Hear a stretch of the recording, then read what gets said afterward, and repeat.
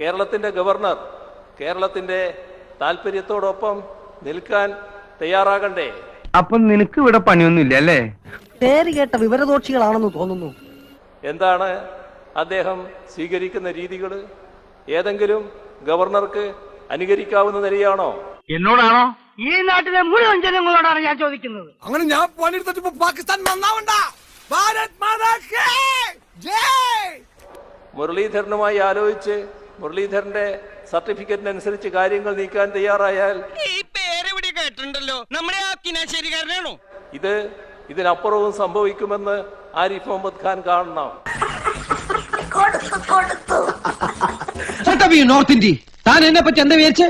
നിങ്ങൾക്കൊരു സത്യം അറിയോ? ഞാൻ ഒരു വലിയ സംഭവം. ഗവർണറായി നിൽക്കണം, അല്ലാതെ വിരട്ടിക്കളിയാമെന്ന ധാരണയിൽ തുടങ്ങണ്ട. എല്ലാരോടായിട്ട് പറയാണ്, എന്നെ അനുസരിച്ചും ബഹുമാനിച്ചും ജീവിച്ചാൽ കൊള്ളാം. കത്തിക്കുത്തി കീലേരി അച്ഛന് പുത്തരിയല്ല. എന്നോട് കളിക്കാൻ ധൈര്യമുള്ളവരുടെ ഇറങ്ങി വാടാ. ആ വിരട്ടലൊന്നും കേരളത്തിന് യേശില്ല എന്നത് മനസ്സിലാക്കിക്കൊള്ളണം. പറയാതിരിക്കാൻ നിവർത്തിയില്ല.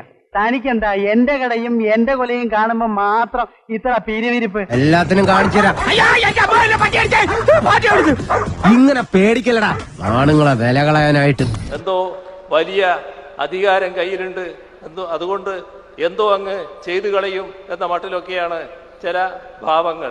എന്താ ഡ്രൈവർ നീ പറഞ്ഞത്? എന്റെ ഡിഗ്രി എന്താണെന്ന് നിനക്കറിയോ? ഞാൻ ഭരിക്കാൻ വരല്ലേ? എന്ത് ഭരിക്കാൻ വരില്ലെന്ന് ഭരിക്കാൻ വന്നാ നീ എന്ത് ചെയ്യൂടാ തെണ്ടി? വായിലെ പല്ലടിച്ച് നിർത്തലും. അതൊക്കെ ചില വൈകൃതങ്ങൾ മാത്രമാണ്.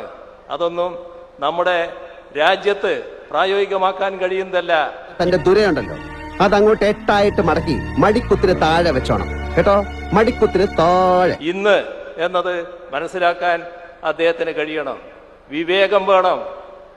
എന്തും കാണിച്ചു കളിയാമെന്ന് ധരിക്കരുത്. മുമ്പ് സംസാരിച്ച മഹത് വ്യക്തിയുടെ അഭിപ്രായങ്ങളോട് 100% ഞാൻ യോജിക്കുന്നു.